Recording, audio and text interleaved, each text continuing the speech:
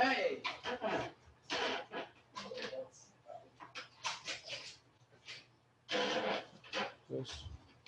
That's cheating. Hey. Okay, we are on air now. Whatever you are saying is going to be in history, right? Whatever you say or whatever sound you make. Okay, it's like this, guys. Refresh your memory. Today I have no quiz, okay? But since we haven't finished this one, how many kinds of control loop we mentioned? 2, 3. One. 1, 2. What? I think it's 3. Open loop, closed loop, and feed-forward loop. Okay. What is open loop? Open loop is just control it, no feedback. For example, like a time control. So you just do it. Whatever you do it, nobody check. Just like your mom and dad say, "Hey, go study." They go play video game. Never check you. That's only you. What? Like me? Go study. Oh, okay. You just say okay. God knows what you guys doing, right? No. Tell me why you're doing it. What? Yeah. Is it a robotics fan club now? Fun club? Yeah. What? That's not. All right, guys, focus. So what is closed loop? What is closed loop? The control action from the controller is dependent on the process out. It monitors stuff. Yeah, basically it's just say, It's like hey, go study. And then actually making sure they study. Yeah, every 5 minutes your dad not gonna do picking, no picking. Are you studying? Right? If you study too hard, your mom and dad will give you a snack or something. Cheer up. What? I didn't do that before. I never did it. So if you're not studying, you say, hey, give me your cell phone. Yeah, that's what happened, right? I want to Yeah. just take off So the what- board off my yeah. phone. What is feed-forward control? What is feed-forward? Feed-forward is a very special type of closed loop. So basically, it's make decision ahead of time. It's like, hey, Andre, you need to go to college, right? So what's the feed-forward control? Feed-forward control is only, let's go register a class for programming. Go to robotics class. But basically, you're planning ahead because we know this thing we're good for it, but it's not a guarantee it's good for it. But we know it's good for it, right? So basically, feed-forward control it is you're going to do something you think it can improve your situation. Got it? But not guaranteed. Right? But feed-forward control, if used it correctly, that will be very, very effective. Because you are not correct things when the bad things happen. You prevent bad things happen. Right? Right? But if feed-forward control is not done properly, that will make things worse. For example, say, Helena, you go to college. How do you go to college? I think you're going to be a great artist. I'm going to send you to dance school. That's supposed for control. I want you to go to do a good performance arts dancer, something like that. But it's really good for Helena, right? I mean, if she wants it. Yeah, yeah. So if your mom and dad say think you are going, they want you to go to college. They want to send you to a training class, and you hate it. And you not only hate it, the teacher is bad. And this type of feed-forward control is a bad feed-forward control. Got it? Same thing apply to robotics. If you apply a bad algorithm as a feed-forward control, your robot will go wacky. It's really wacky. Okay? Do something unpredictably, break things really fast. Got it? Okay. Go back. So anybody still remember what is the PID? Proportional integral derivative control. Yeah. It's like the swim. It's like the swim teacher analogy you used twice already. Swim That- teacher? Yeah. So basically, I think it was a swim teacher. Yeah. Anyways, so basically, the swim teacher would like first do like, you would Adjusting meet him like things twice every week, but if it's not accordingly. enough, then like you meet him 3 times, and that's like Oh, looking at the Oh. facts, so that's derivative, but then proportional, so like depends on how bad you're doing. You may schedule more or less classes, or maybe it depends on how good you're doing. I don't know. And then integral is something else. Okay. And oh yeah. One of them is like looking forward and thinking like maybe this will help. Okay. Well, Okay. that's history. Okay. Derivatives. Okay. Just keep it things in short. For proportional, look at your current situation. Look at your current situation. Integral is look at history. because it Look at- adds up things. We push off your record file for 1 month, or 2 months, or 1 year, right? Derivative is to look at your trend, look at your future, right? Okay. So at here, I will teach you a little bit of mathematical term. So you will see there's a lots of graphs talk about the math, okay? Especially in control theory, you need to understand a little bit of typical symbol. What represents what, okay? Got it? Okay. So this arrow flow, that means what's the function, what's the direction of the data flow, okay? And this circle means mass operation. Got it? So, and this sigma, what do you call this? Means this is adds up everything. Okay? It's a signal. Well, this sign. Oh, This- I said it is a signal. Right? So basically means it's an adding function. It's keeping add stuff up. Okay? Okay? So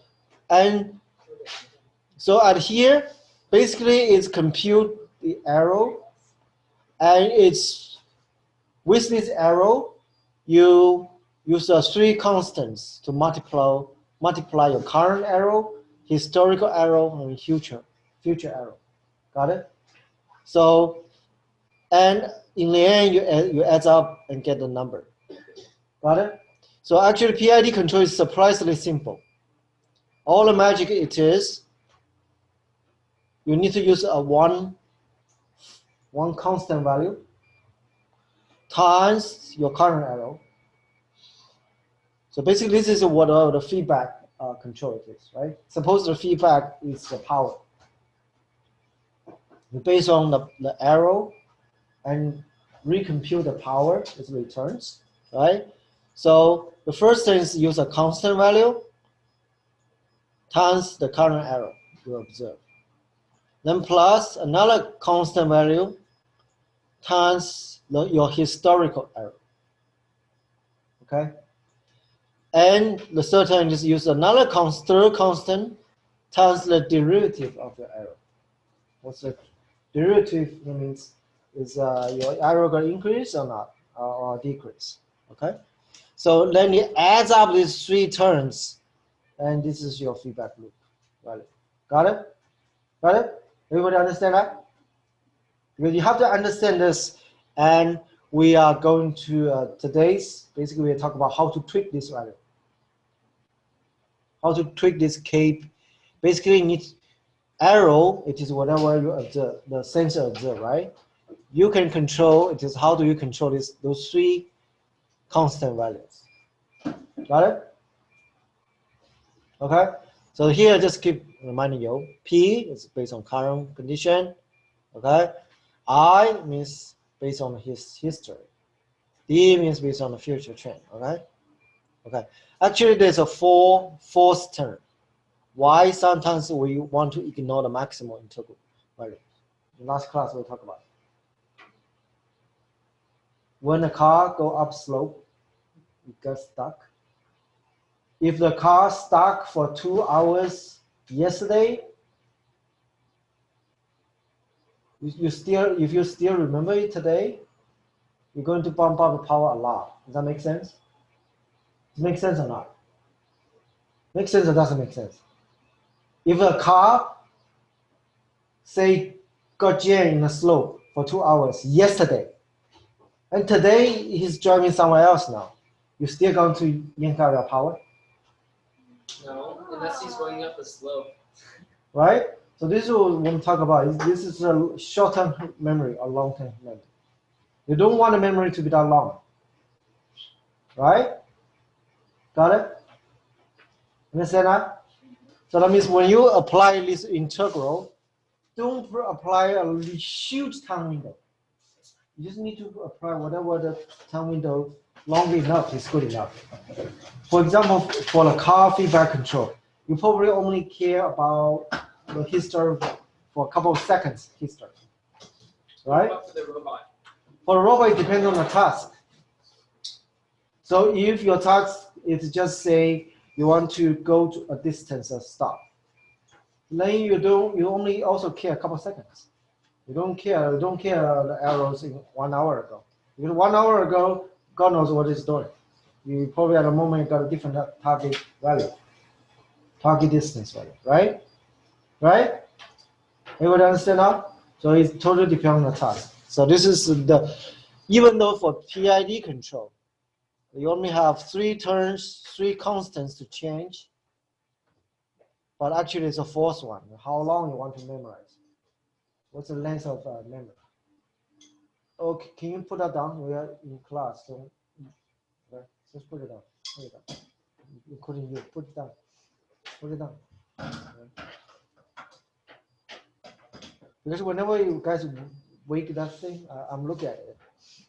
My mind just goes somewhere else. Yeah. So today's major topic is PID parameter tuning. Okay. So first of all, you need to know what is PID. The second thing it is we need to have some set on some term first. We use PV to represent the process value.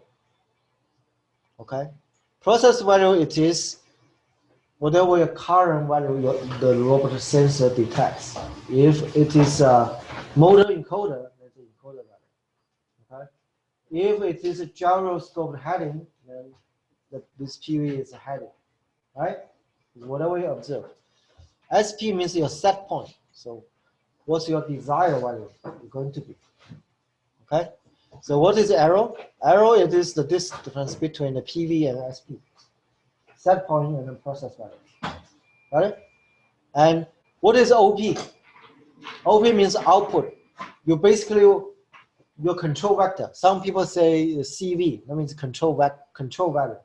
So if you want to use encoder value to control the motor power, then the OP it is the motor power. Okay. So we have to use these 3 terms to talk to each other. So in that case, there's no confusion. Don't say, oh, that thing. What's that thing? Okay. In PID control, I keep saying SP, that means the set point, your target value. PV, it is whatever the sensor detects. Arrow, it is whatever the difference between the value you want to go. OP, it is whatever the feedback, the output you want to do it. Okay. So you will wonder. Let's first talk about how to change KP. It is when you see the current value increase, how much constant value you want to put ahead to change the motor. For example, you want a robot to move 1,000 points, encoder points.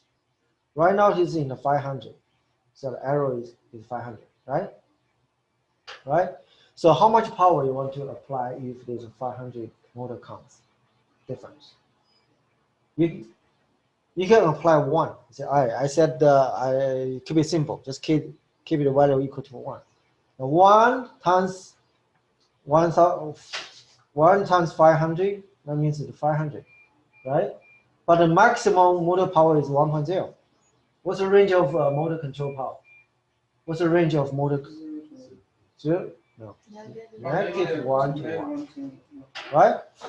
So you 1 times 500 counts, you make things off the chart, right?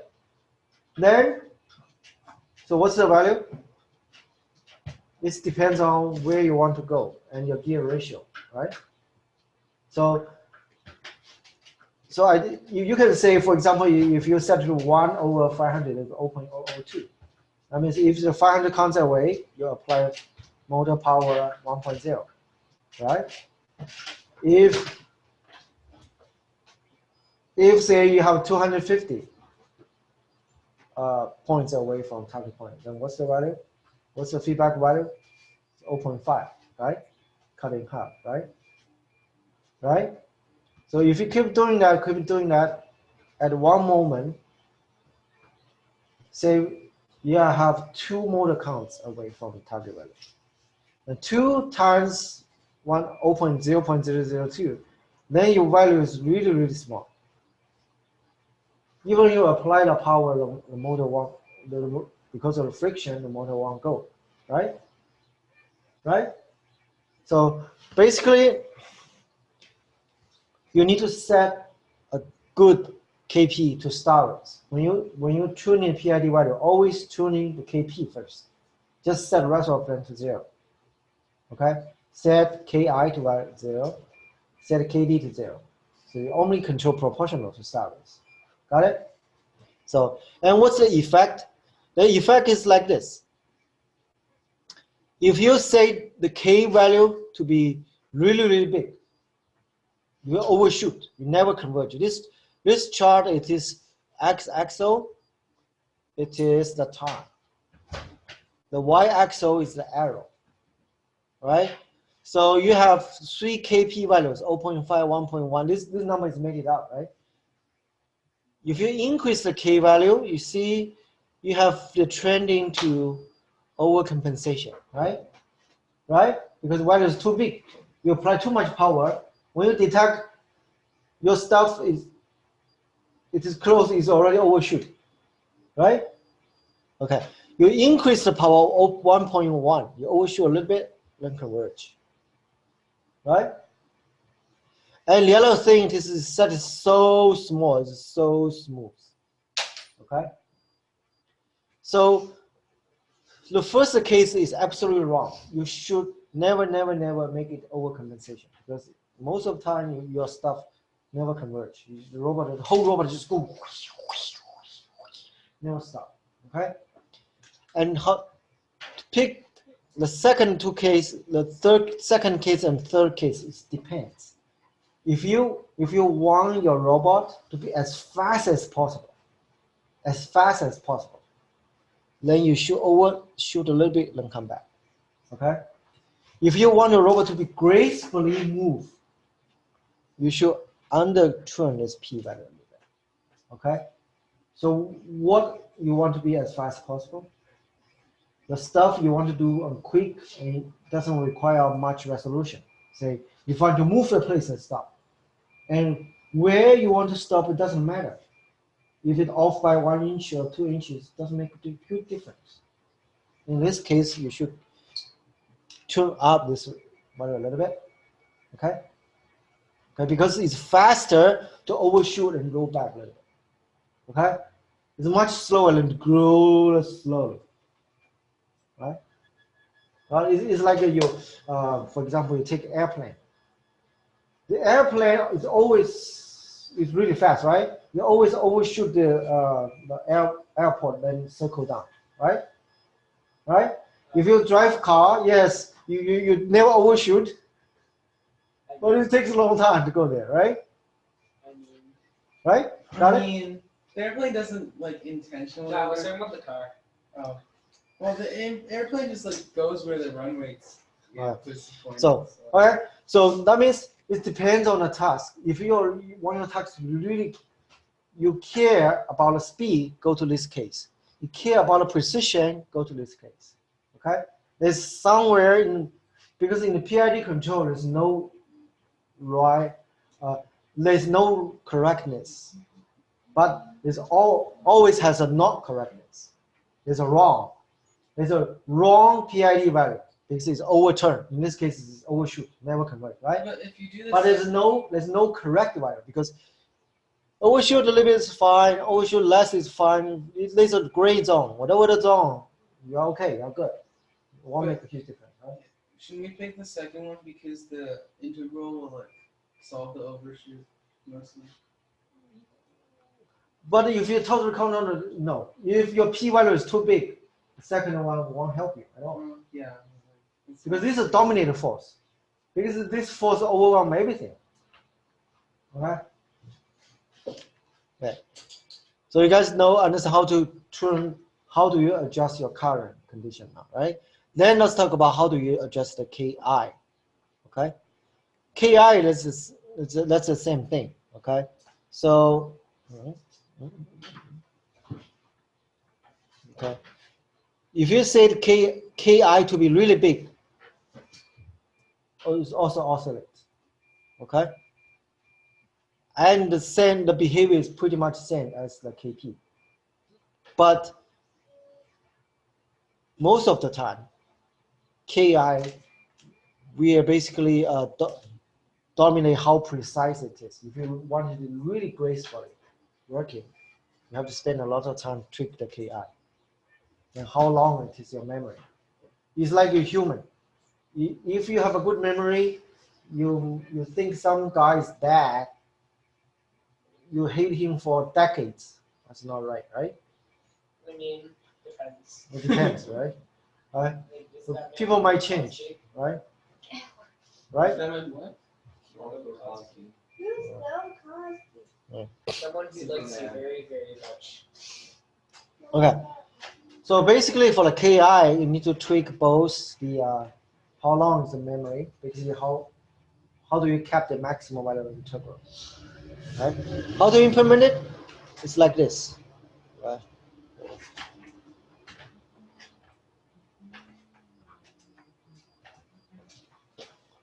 Okay, this is the code. We have an update function in the PID control. Update function will be called in the event loop. You just call this function once based on the arrow it observed and how much time you loop around it.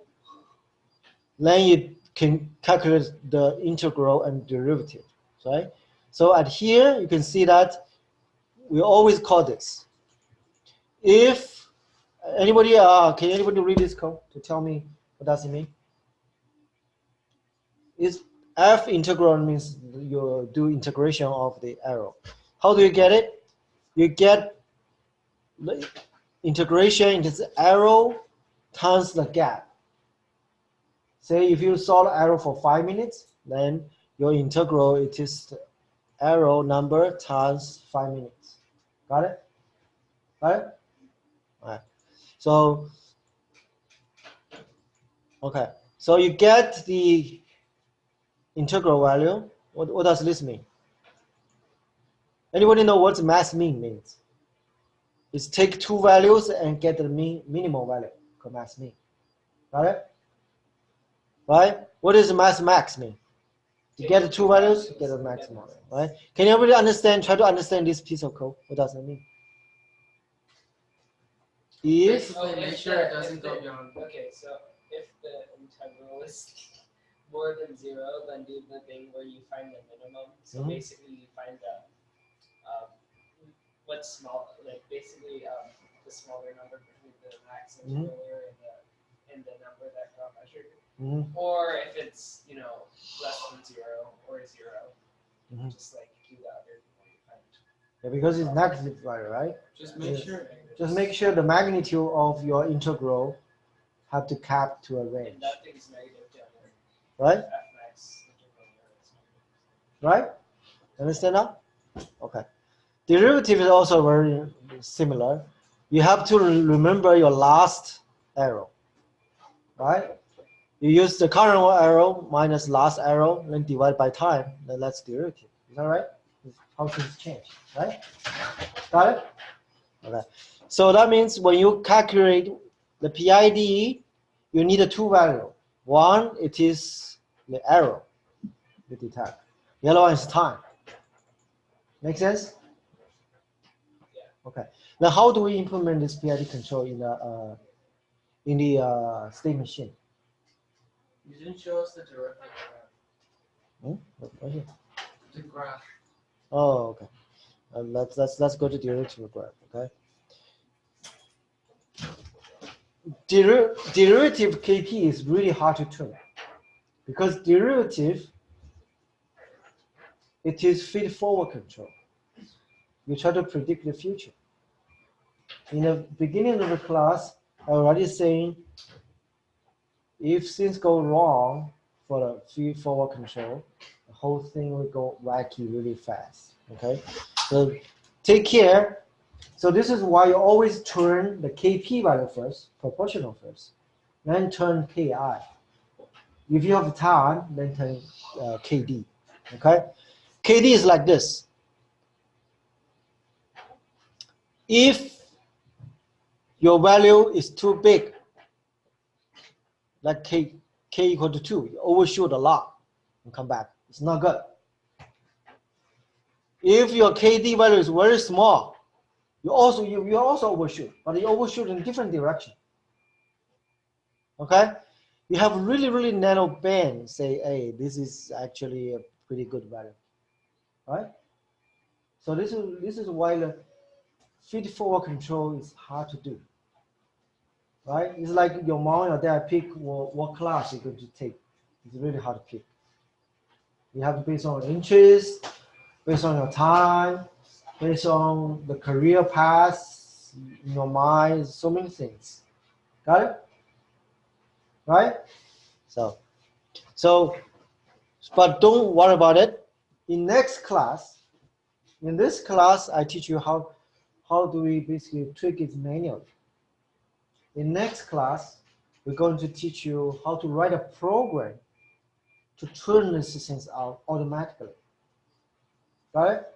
Because the program is different from human. For human, when your mom and dad pick the stuff for you right now, they only have one time shot. Because if you miss the college, you miss. Right? There's no way back. There's no way to say, hey, when you go to the 30s, your mom and dad say, hey, let's roll back to when you're 18 or 14. No way around it. But a robot, we can, no problem. We just do it again to see which one is best. Got it? All right. So this is you can go to college even if you're older. But you're not going to go to Harvard. Yeah, but like he said, All right. college, so. Okay, let's go back to the code. How do you implement this in a state machine? Okay. Technically, for the PID control, you only have two states. Which two states? Change state and end state. You observe something, do something, make a change, and you stop acting when your goal achieved. Right? Right? Okay. So let's use a motor as an example. This example just tells you we're going to use a motor based on the position, and you compare to the distance you want to move, and you have compute the feedback power to the motor control power. Okay? First one is obvious. So what's this doing? Reading encoder value. Right? Then what's this doing? Why we need to do this? Why we just say if distance equal to move forward distance? Can we do that? Can we do that? Yes, we can do it, but you probably never reach your end state. Because it's really hard to get exactly same. Right? So good enough is enough. For example, based on our autonomous, if half-inch arrow is okay to you, then you set half-inch as a threshold. Good enough is enough. Otherwise, you waste the time just fine-tuning it. Just totally waste of time. You only have 30 seconds to do autonomous. Got it? So this threshold, actually, you need to turn a little bit. It's very heuristic. Okay? Okay? But usually, there's a good way to pick the threshold is, say, for example, you know that if you missed by 1 inch, then you never made it. Okay? The good rule of thumb is always use 1/3. 1/3 of the value as your threshold. So if your resolution is 1 inch, and when you're tuning it, you should put 0.3. of that value as a threshold. Okay?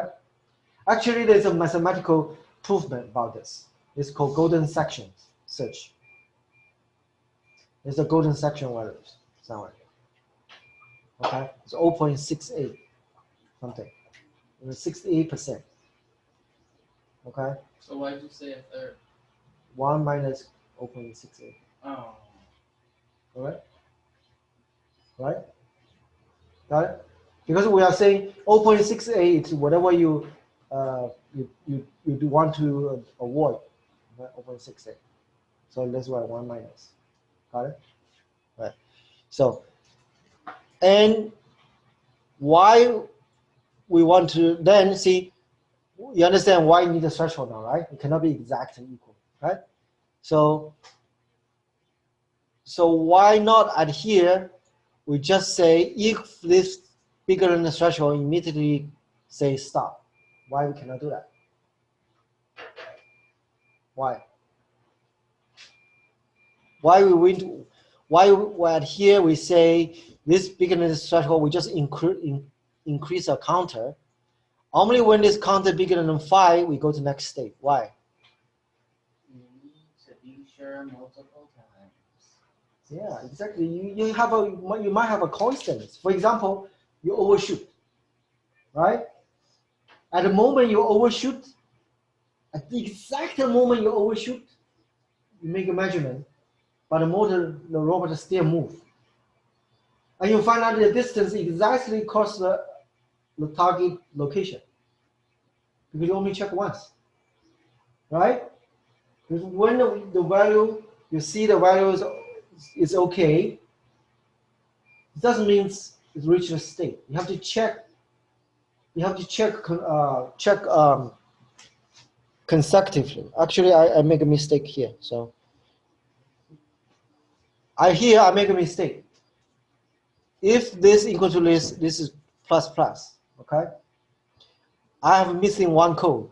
If less than this else, I will set the converge count to 0. Why? Because it's not. Because I want to see. When I check 5 times consecutively, it is okay.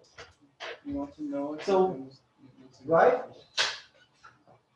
So if you just count up, you could be like either it could be you're pulling so fast at the moment you pass the OK zone, you only check 5 times. It's not okay, right? So let me fix it. Ideally, you should implement like this.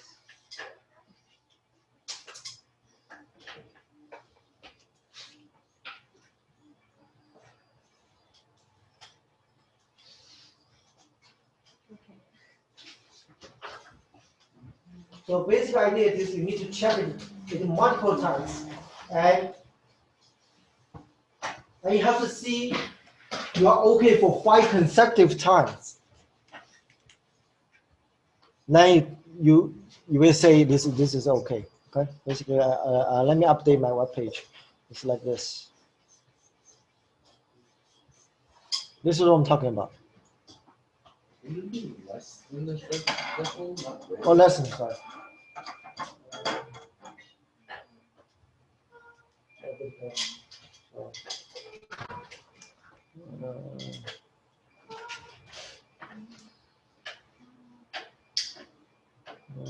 Let's update.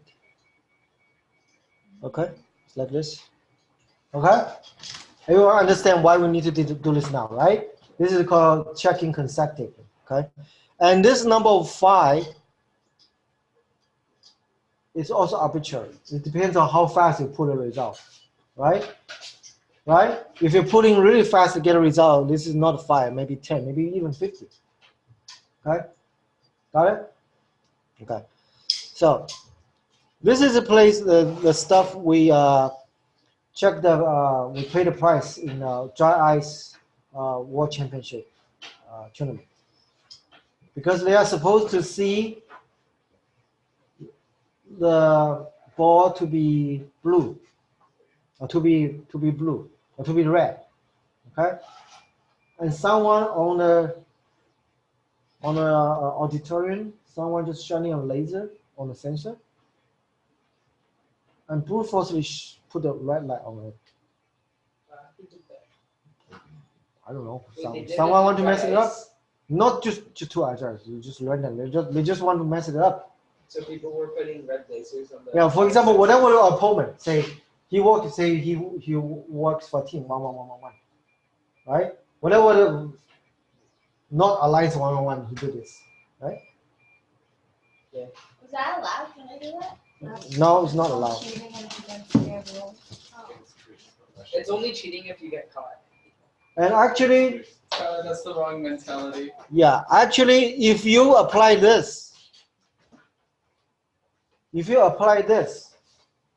logic, it doesn't matter. Because when the laser beam is so far away, they cannot constantly make it to be red. Most of the time, still blue. If you check multiple times, that's fine. Got it? Got it now? This is what we need to do. That's why you just use the really high power laser and just burn the sensor off. That's why you get a robot also, to shine the the laser sensors, like- at the robot. If the sensors they can't if the laser's like sufficiently powerful, can't just the light like destroy the sensor Yeah, sure. and like Yeah, overload it and sure, cause it yeah.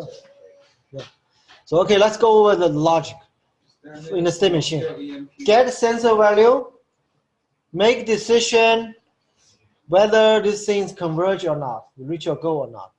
Then you call this function PID control update function. This is the this, right? This is the arrow, right, guys? Right? Right? Then in the end, there should be one more term called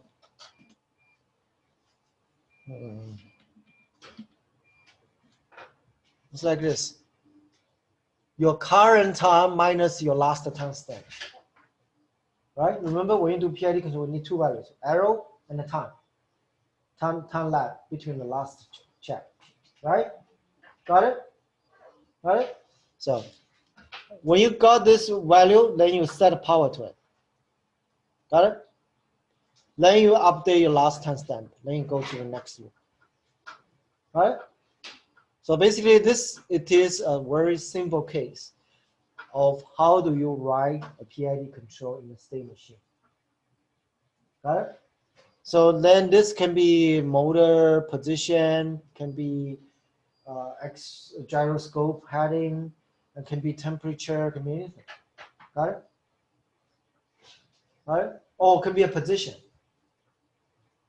If it's a position, the feedback control loop is a little bit tricky. Okay, you not only need to control the magnitude of the power, you also need to control what's the direction of the power, where you want to turn. Got it? So the next we will teach this in the next class. So for this is here everything is one dimension control. Here is one dimension control, right? And you have a unicycle too. Well, for the navigation, it's a two-dimension control, right?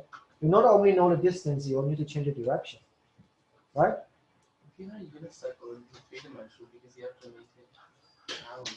Oh yeah, unicycle is different. Navigation is too. Unicycle is four-dimension, three-dimension control. Okay. Got it? So, okay.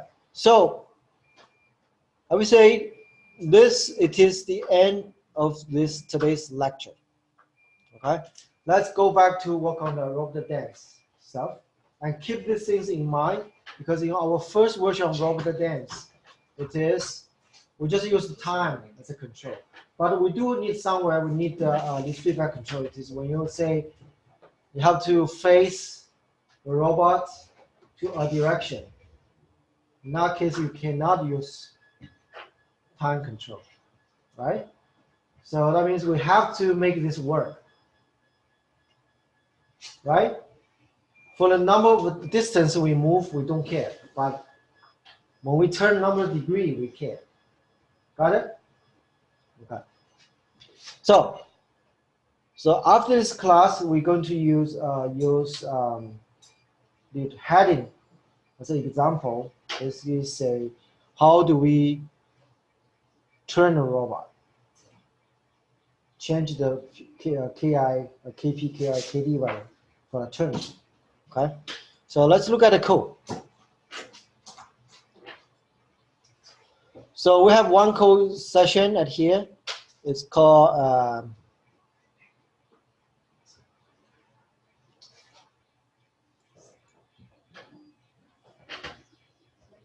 see auto rotation PID search.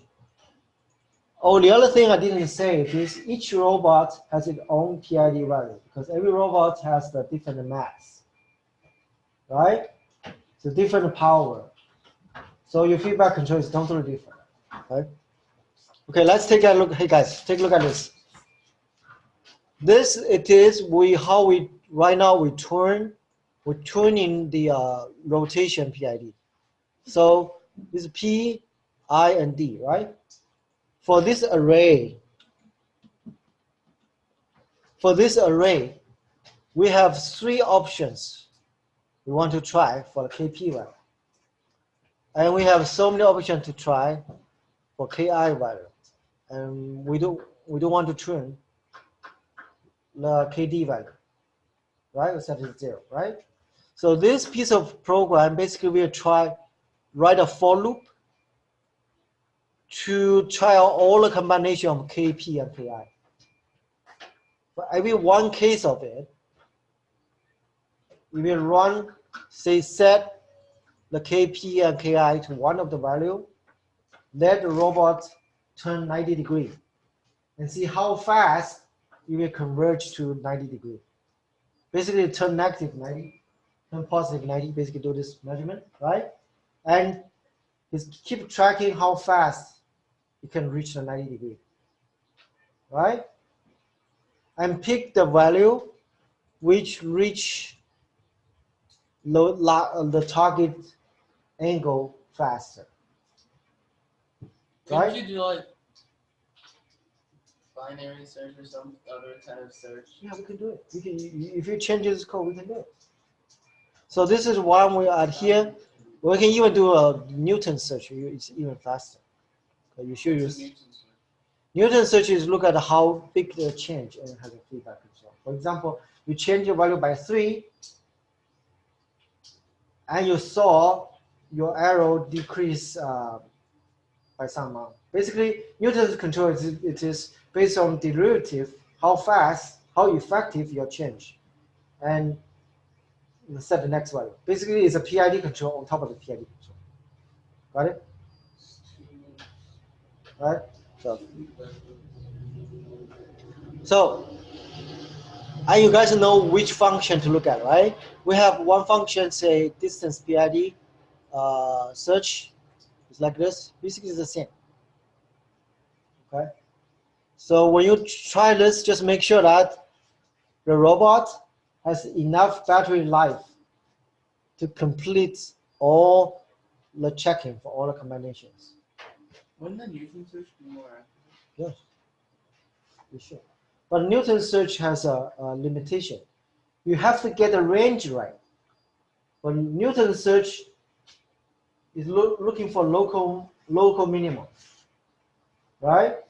It's like wave. You say just can't search for local maximum. They just can't up that mountain.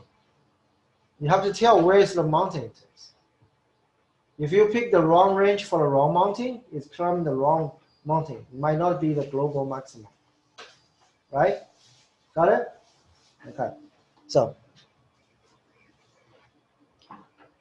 okay. So, the end of the class, if you make your robot working, we need to tune in the use this auto rotate PID search code, load it to a robot, and try to figure out what's the KB, KD value for a robot. Okay. Okay. So then when you write down, then you can plug this value into your dance program. Okay. I can show you how do we do it in our last season. Okay, in last season, we have say auto scorpion silver. Okay, so it's also spider silver. Right? Okay, where is it? Super init. See, in a super init, because we implement PID value in the navigation object, right? Right? Navigation.PID control heading. See? PID control heading, you have the PID and maximum error. Right? So basically, we tune somewhere else, use different op mode, get the best PID value, we type in here. Right? This is PID control for heading. This is for turning. And this is PID control for the distance. Right? We also has on rotation PID. See that? Do we ever use the? Yeah.